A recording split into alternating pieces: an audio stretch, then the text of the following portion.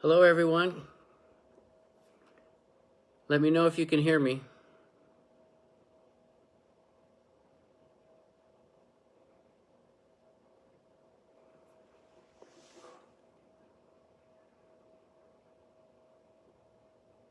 I'd like to welcome Tammy Loomis, Jerry Bowers, Brian Lair, and Tara.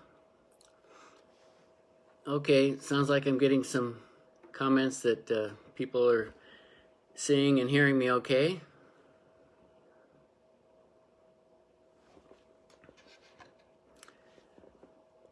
Hello, Tara.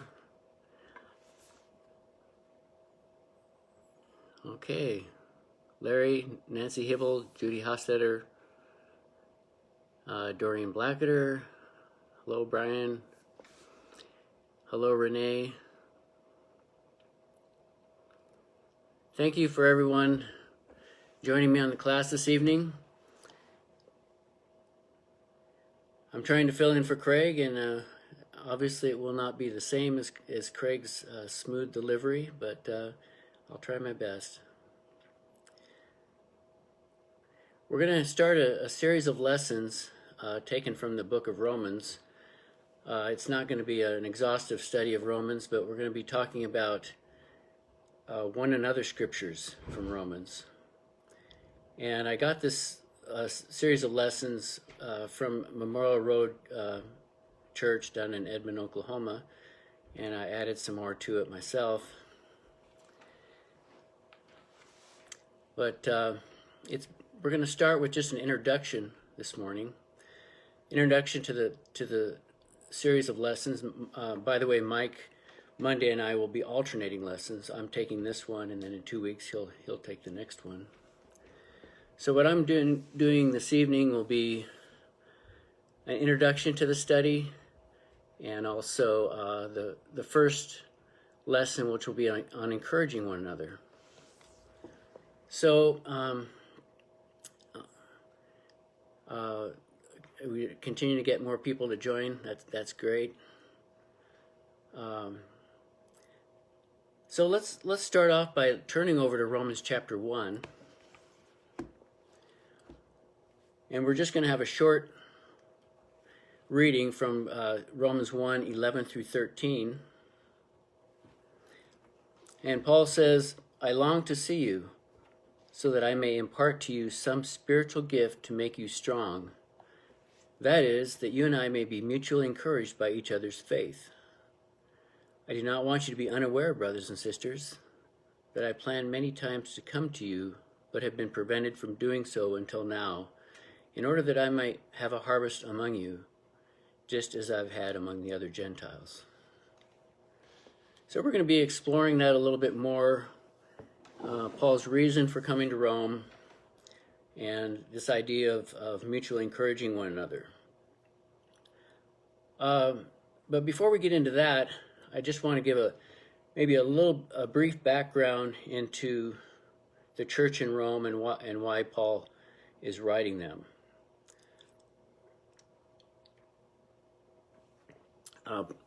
First of all, so Paul is in the middle of his introduction, in the middle of his greeting and his introduction to the Roman church.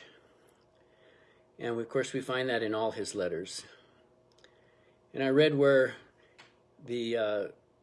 in the first century, of course, their letters were written on parchments that were rolled up as scrolls.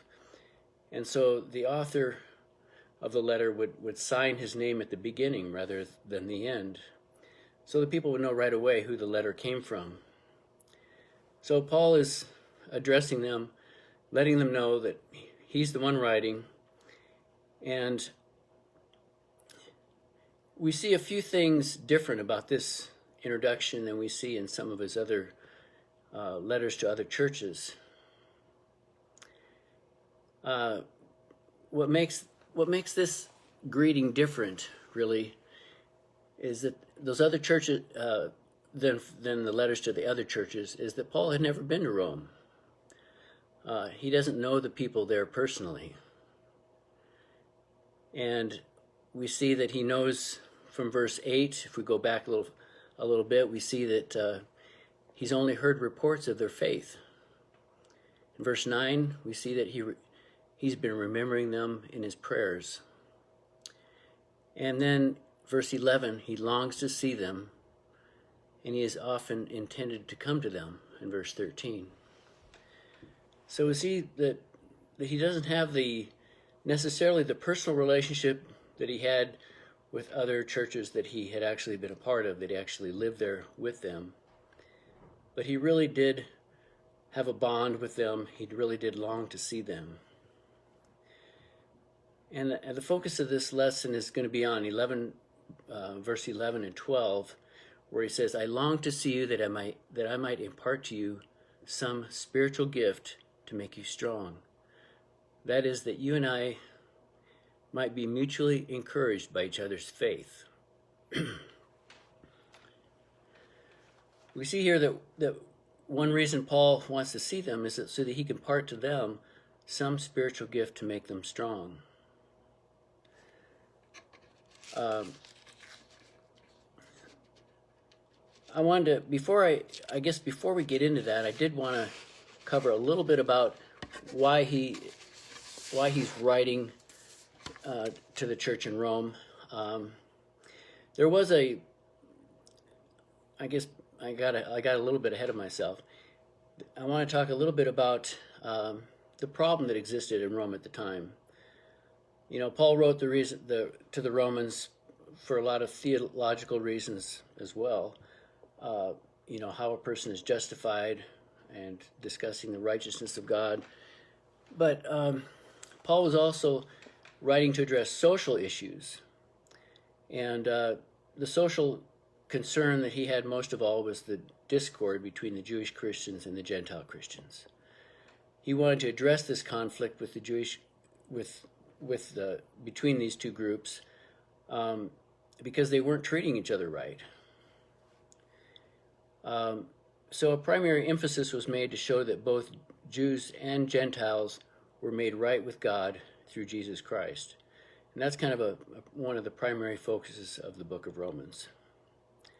The Roman church was probably begun as a Jewish church. We're not sure exactly when it was established.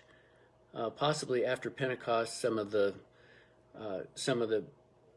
Jews from Rome returned home, started the church in Rome, and then as time passed, Gentiles living in Rome also became Christians. But there was a key event that happened in AD 49 when the Roman Emperor Claudius expelled all the Jews from Rome. And of course, this would include Jewish Christians as well. And you may remember over in Acts 18:2, this is kind of confirmed with the mention of Aquila and his wife Priscilla being expelled from Rome. So following this expulsion from Rome, the Gentile church in Rome continued to develop apart from the Jews. Then 5 years later, the Jews returned. In AD 54, Nero lifted the ban on Jews in Rome, and so many Jewish Christians returned to Rome, resettled there, and found they were unwelcome in the mostly Gentile churches. And so that's how this conflict, I guess the tension between the two groups started.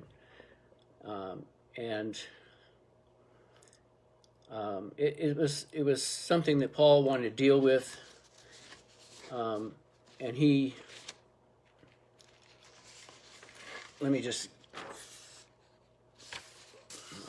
let me get back to where I was then,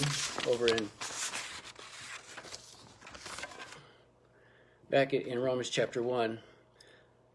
That's why he's addressing them about the need to encourage one another.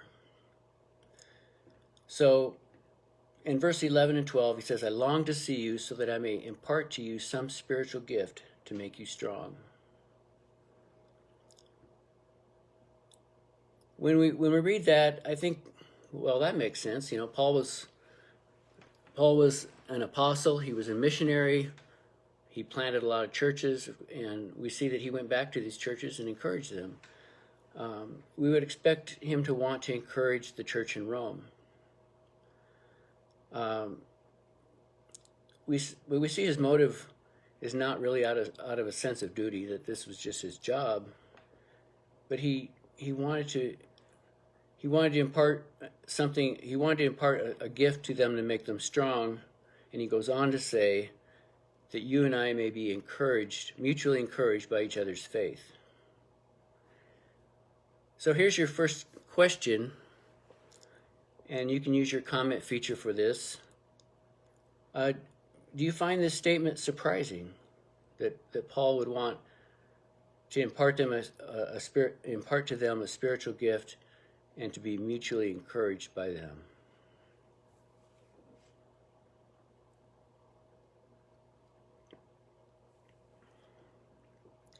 Coming from the Apostle Paul, the fact that he's looking forward to being mutually encouraged, does that sound surprising? Is that something we'd expect?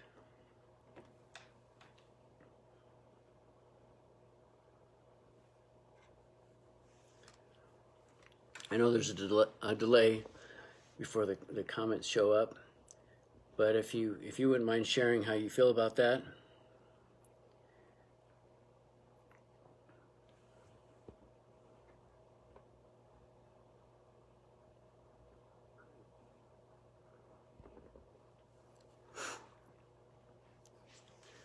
Okay, Cindy Pavey says, no, it would be natural to want to be mutually encouraged. Brian said he'd expect that from Paul. Jerry Bowers, no, just being together with others is very encouraging. Okay, Lori says, everyone needs encouragement.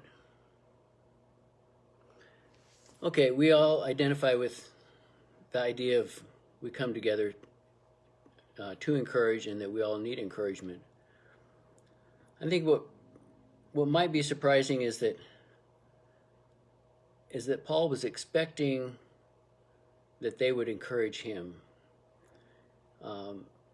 even though it was his main desire to go and encourage them and to share a gift to encourage them. He was also wanting to be mutually encouraged. Okay. Yeah, Renee Prinky says he needed encouragement as well. And that's true. Missionaries, preachers of the gospel, they need encouragement. Certainly the Apostle Paul, a lot of times he needed encouragement. The encouragement Paul intended to give was to impart to them a spiritual gift. Now, we don't really know what that spiritual gift was, but the fact was that he goes on to say that you and I may be mutually encouraged. I think when we encourage each other, we are, in a sense, imparting a spiritual gift to that person. If we're encouraging somebody in their spiritual life, that's a gift. And so it could be that just the mere fact that he was encouraging them was the spiritual gift. And he anticipated being encouraged by them. He could have come across very authoritative as an apostle, high and mighty, but he was on their level. Okay, Jerry Bowers says Paul was one of the pillars of the church. What encouragement to the local body of Christ. Okay, and his presence was a gift. Okay, yeah, I think his presence, that's a good point, Jerry. For him to even be there would be encouragement to them. But then they were also encouraging him. He was willing to admit that he would benefit from their encouragement. And I think he was coming to them on their level, which I think is good for leaders to do. Let me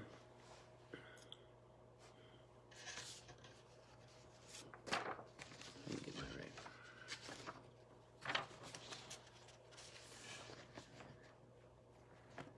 So,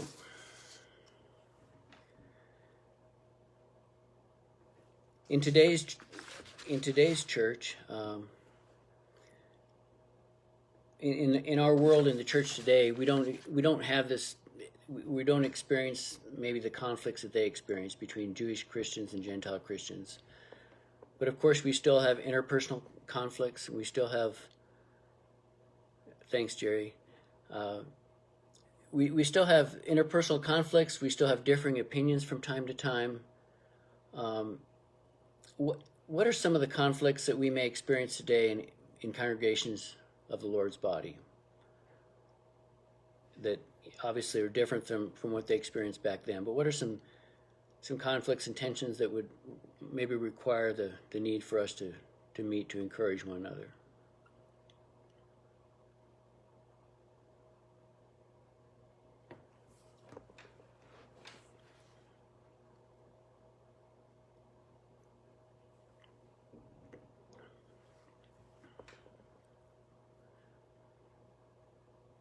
I think we can all agree that this last year we especially needed.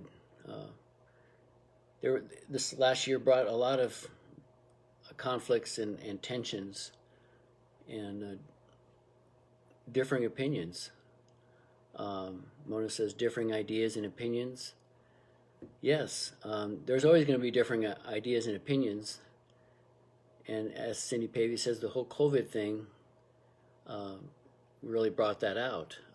When we suffer loss, Bruce says, wearing a mask. Okay, Doreen said that. Yeah, and Jerry Bowers, to face the realities of life. Okay, so, I mean, there's always going to be those conflicts, but I think a couple of you really pointed out what I was thinking is this last year of COVID that put a strain on us. I mean, it put a strain on society in general, and it put a strain on the church. And there've been a lot of conflicts and tensions and the whole spectrum of differing opinions on how we do things. And do you think it's possible that we can benefit from Paul's instruction to the church in Romans here in 2021? I think we can. I think we can recognize that this instruction on how we treat one another is just as valid and just as important for the church today as it was in Rome 2,000 years ago.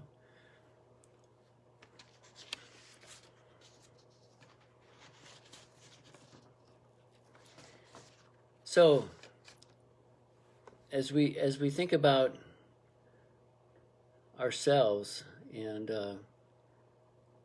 in our church, have you experienced mutual encouragement from a Christian brother or sister?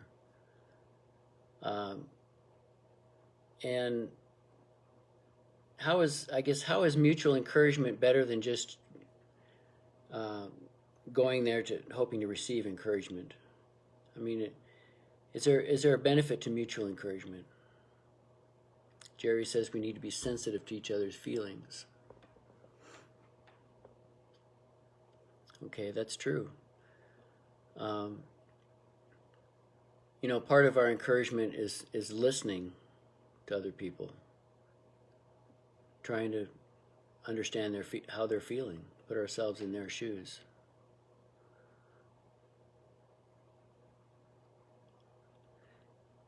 Doreen says, when you give, you always benefit. Brian says, I feel encouragement every time we meet together, and especially in song. Okay.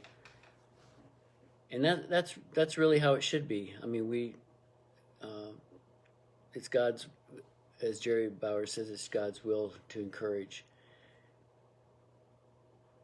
Mona says, we are to edify and build each other up. That's right. We're going to talk a little bit more about building each other up in a minute. Do we have that goal in mind as we anticipate meeting with our brothers and sisters? The goal in mind of encouraging one another.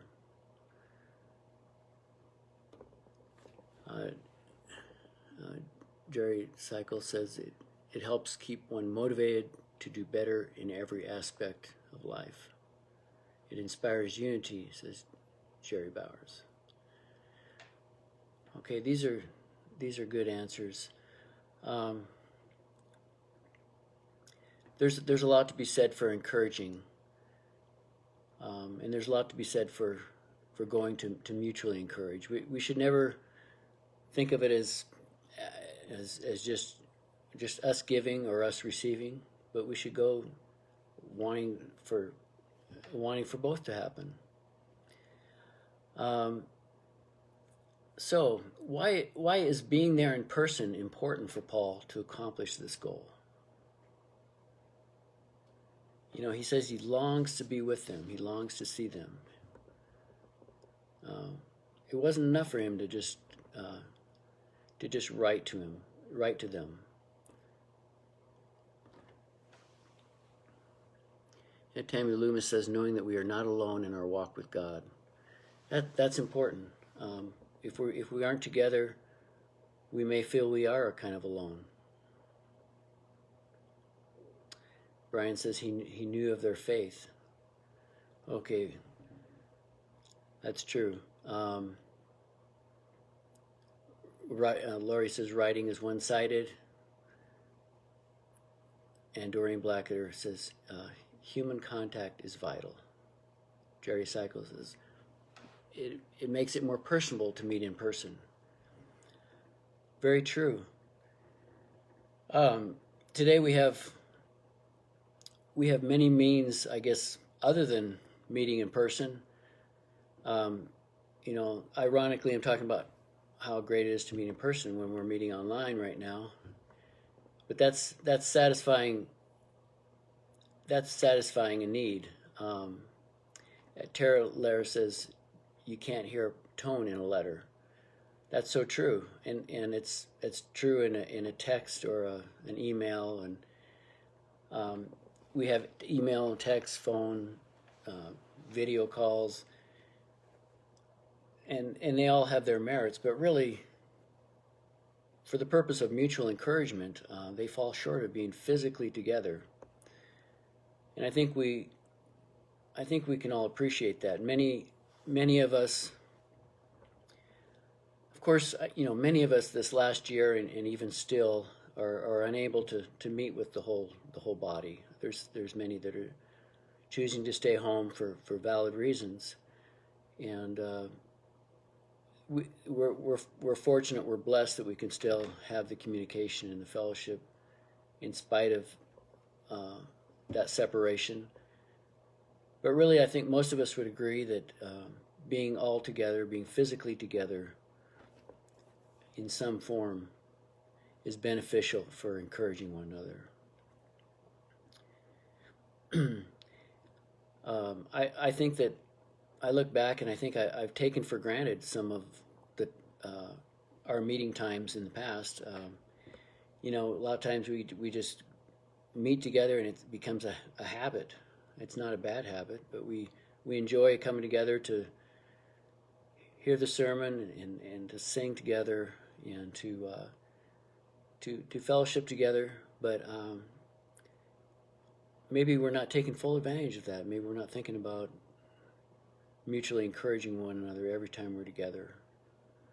But I think it's something I'm thinking about more these days. Really, the opportunity to mutually encourage one another is the thing we ought to treasure. That's the greatest blessing of being together. Jerry Bowers says personal touching is a great blessing. Yeah, sometimes being together to shake hands or to give a hug or something like that is part of it. Is part of the encouragement that we've been kind of lacking lately because of our social distancing. So all these things are relevant and part of our mutual encouragement of each other. If we went back and looked at verse 8,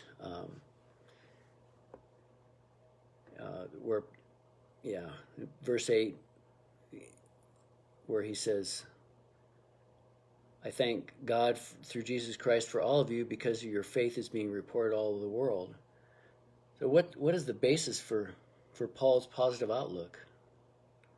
You know, it's the encouraging report that he'd heard about their faith. How does someone else's faith do this? How does us experiencing or seeing somebody else's faith lead to mutual encouragement? Doreen says we can make a call, send a text, write a letter, all easy to do. Yeah, there's no excuse for us not to encourage somebody in some way, even if we can't be together. That is so true.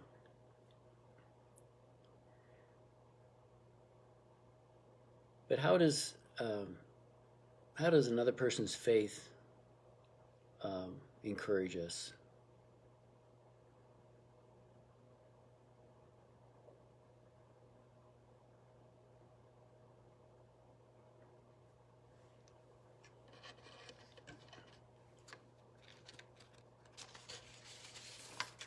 Okay, Jerry says faith to faith.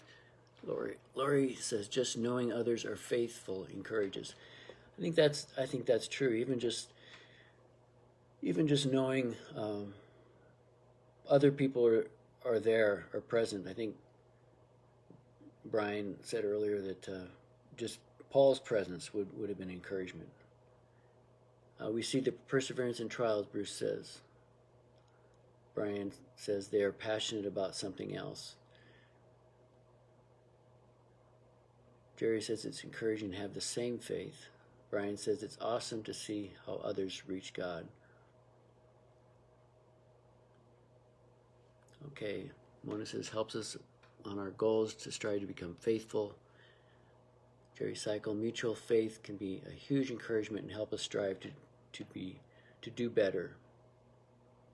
Cindy Pavey, watching someone else growing, it is nice to see and it's convicting, which is for our encouragement. Okay. So yes, you know, and all those things.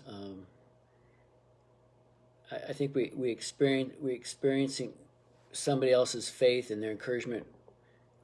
And we're encouraged because of their faith and how well they're doing. That's because we're communicating. We're getting together. We're trying to find out how they're doing, and that's as we already stated. That's best done when we're meeting in person. If we can't meet in person, it's been pointed out that there's many other ways that we can encourage. But it's something that I think we should think more and more about. The fact that we need to be together to mutually encourage one another.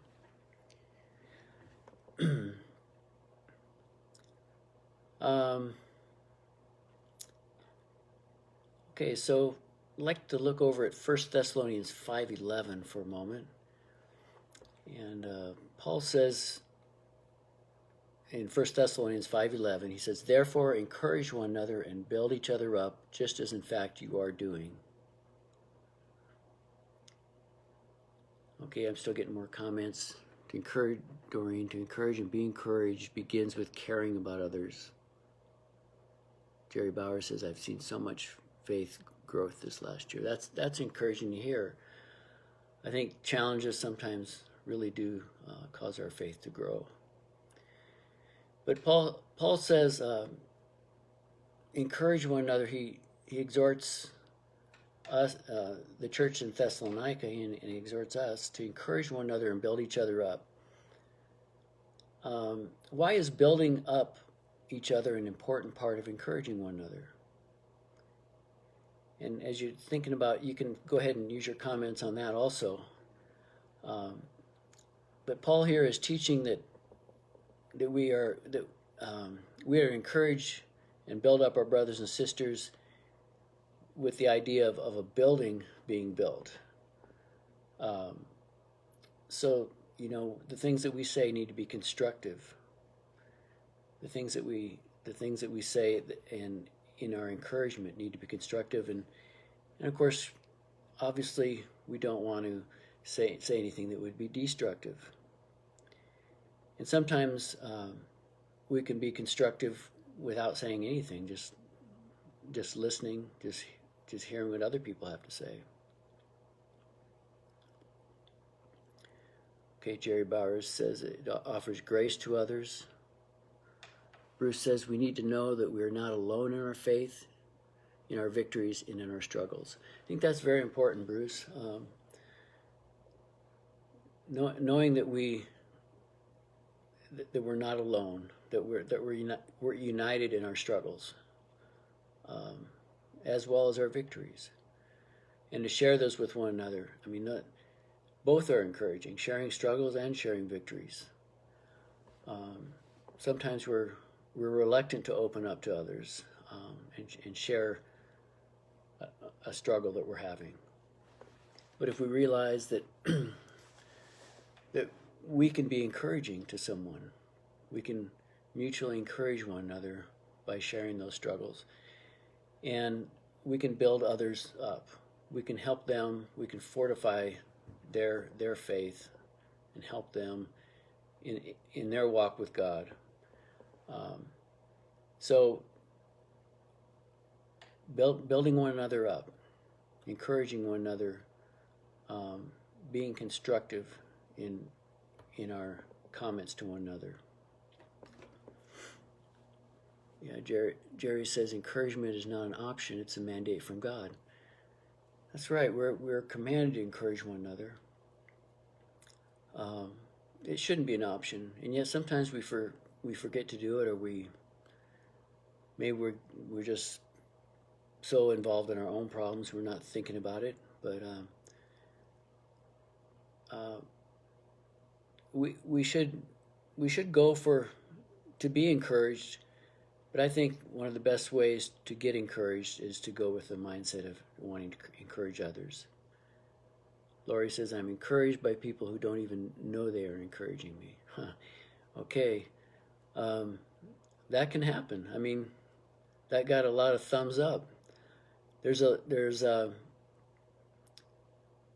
lot to be said for just meeting together and being in the presence of other people, and things will just kind of happen. The encouragement will take place sometimes without people knowing it. Brian says, sometimes I'm encouraged just by seeing people. Jerry says it's a testimony to the world. Okay, so these are all very, very good comments, and they're encouraging to me too. But seeing other people is encouraging, and even like seeing these comments is encouraging. I can't see you in person, I'm just talking into a phone, but just knowing that you're there and that you're responding, and that's encouraging.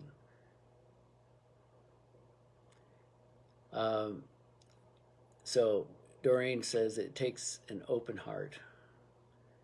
That's true, very true. We have to go, we have to meet together to encourage one another with our hearts open.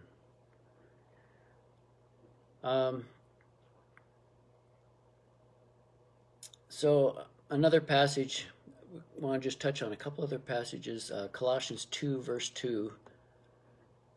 Paul says, my purpose is that they may be encouraged in heart and united in love.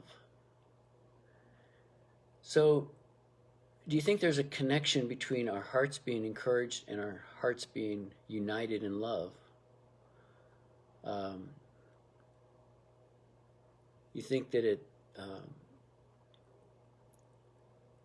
you think there's a need for a need for unity to be encouraged?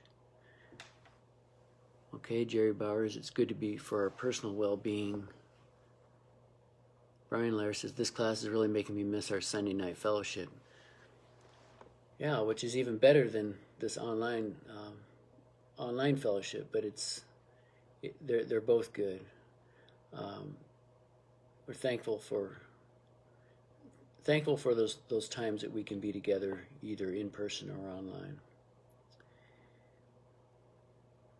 So why is, I guess my question was, is there a connection between our hearts being encouraged and our hearts being united in love? If you want to comment on that. I think we need each other, and we need unity to be encouraged. If we're not united in love,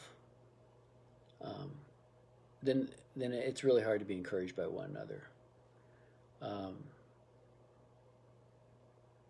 It's our relationships with each other are really the foundation of building each other up and encouraging one another.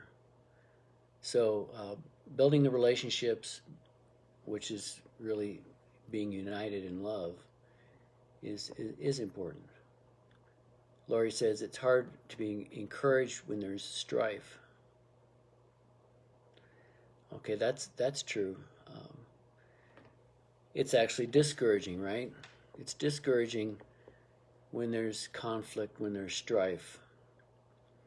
And of course, that's one of the reasons Paul wrote to the Romans, was because of that strife. So we need to have that connection and have those relationships.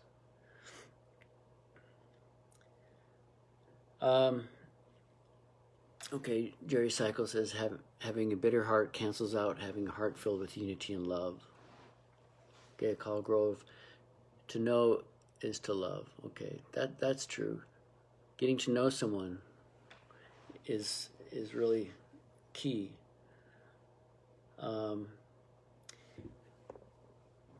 Sometimes when we meet together, sometimes we encourage without receiving encouragement back. A person is just down and unable to maybe encourage us. But I think just the act of us encouraging them,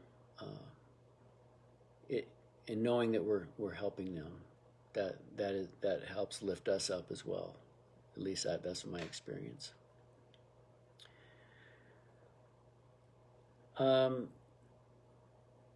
There's two other verses. I won't turn there and read them both, but Ephesians 6:21 and 22, and then Colossians 4:7 through 8.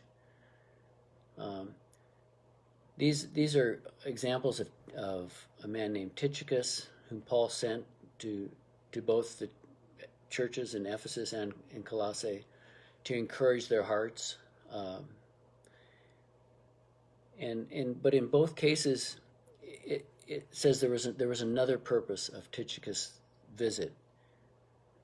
It said in both cases he was to let them know how we are. In other words, Paul sent Tychicus to let them know how he and his companions were doing. That's a part of encouragement too, right? I mean, we ought to share from our own life how we're doing, as well as find out how others are doing.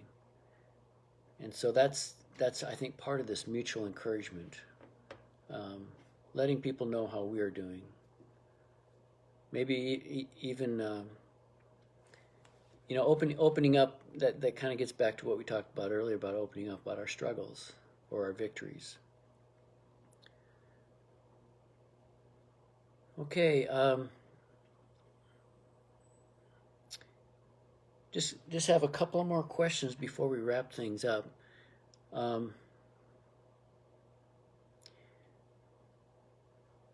In what ways do our cultural values go against the idea of encouraging one another? Can you think of maybe there's reasons why we are hesitant to encourage one another? Okay, Jerry, in the meantime, we've got some other comments. Encouragement is an expression of fulfillment of God's word, from Jerry. Doreen says we have to check our egos at the door and be open. Okay, that's important. certainly we can't go there just expecting for it all to be about us and our own encouragement. And we should leave our egos at the door. Are there any okay, Doreen says, sometimes we don't feel adequate to give encouragement. Okay, that could be. Sometimes we feel we're struggling with something in our own life that renders us inadequate to encourage someone else. Laurie says today's works is more about tearing down. Okay, that's true. I mean, we see today's world. Okay, today's world is more about tearing down. Yeah, people tear others down to get ahead. I mean, that's kind of the way of the world. In some cases, but in the church, there's no place for that. In the church, of course, Jesus taught that we should be last, be willing to be last, and put others first. And ourselves don't matter, but putting ourselves first is not what we should be all about. So we need to kind of need to go against cultural values. We need to go against maybe what we feel like doing sometimes. Doreen says, it is not hard to be kind, nor is it ever out of place. That's true. Being kind is always appropriate. Cindy Pavey says, for me, I'm naturally shy and reserved, so approaching someone is frightening. Also, my mind goes blank. Okay, so I can't read the rest of it, but yeah, so I mean, it is hard for some of us. Some of us are not naturally able, and Lori says she can relate to this. We're not naturally gifted at maybe opening up, and some people are more shy and reserved. Sometimes we have to go against our natural inclination, and to be open with others and to encourage others. But I think that at least in my experience, because I tend to be a shy person too. But I think when we make the effort, even though it's not easy and it kind of goes against our what we're inclined to do, it really is rewarding. It really is encouraging, and we're at the same time encouraging that other person. Doreen says a smile and a hello is easy. It doesn't always take a big conversation. Okay, that's true.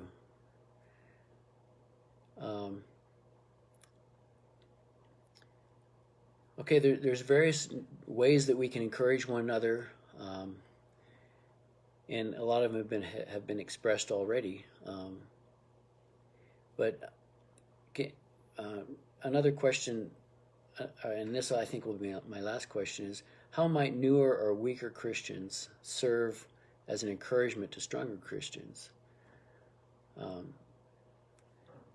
Like in the case with Paul going to the church in Rome, he was already a strong Christian, and they were weaker, but they were able to encourage him. How can we as weaker Christians encourage stronger Christians? Or do you think that's possible?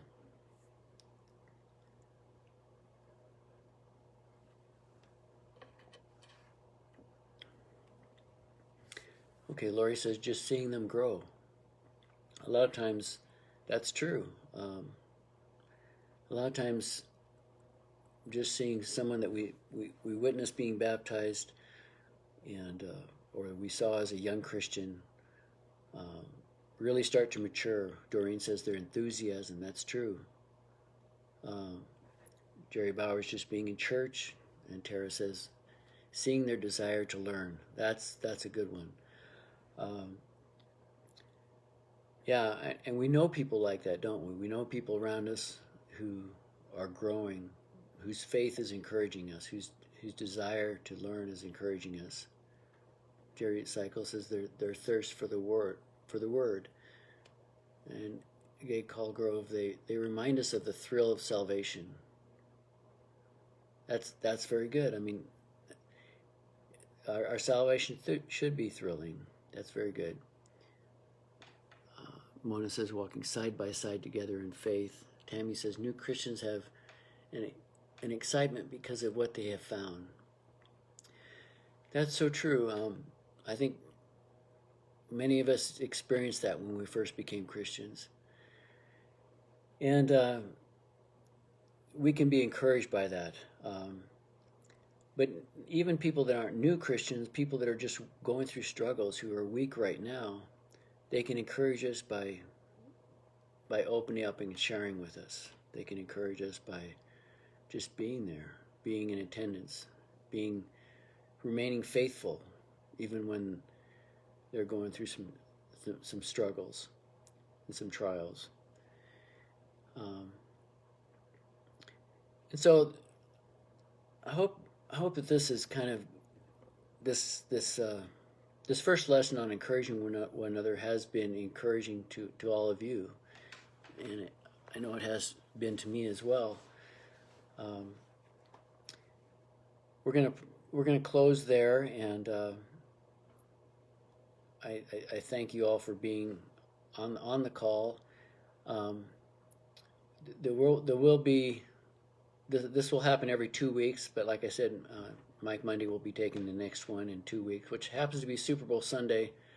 I don't know how that's going to work out. We'll figure that out. But thank you all for your comments there and of encouragement to me. And I appreciate your thoughts and also your participation. It was really encouraging. Yeah, thanks both for your comments there, Tara and Doreen and Tammy. And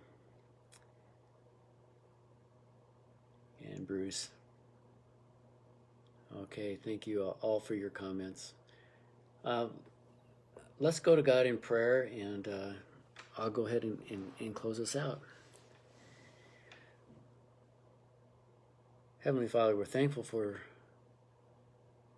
this time that we've had together to share about encouraging one another, to learn from Paul how we can mutually encourage one another,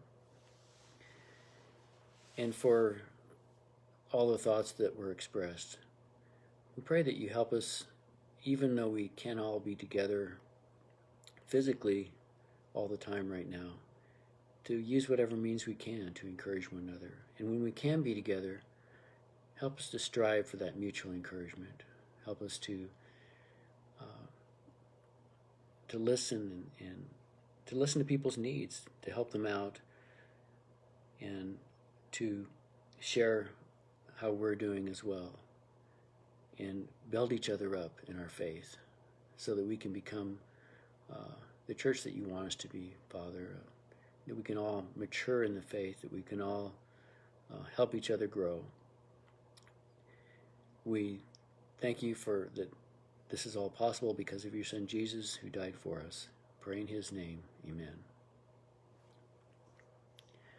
Okay, guys, thank you for joining this evening, and wish you all a great evening and a great week, and look forward to our next time together.